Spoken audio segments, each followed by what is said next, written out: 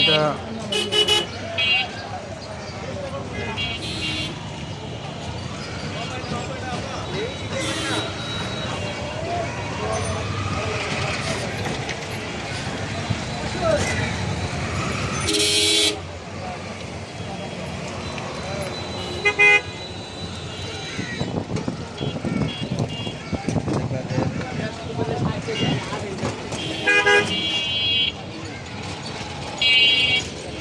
সংস্কার চলছে পুরান ঢাকার লালকুঠি।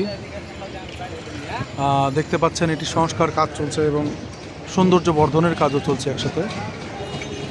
প্লাস্টার এবং বিভিন্ন জিনিসপত্র নতুন করে করা হচ্ছে, আরও আগের চেয়ে সুন্দর করার চেষ্টা করা হচ্ছে।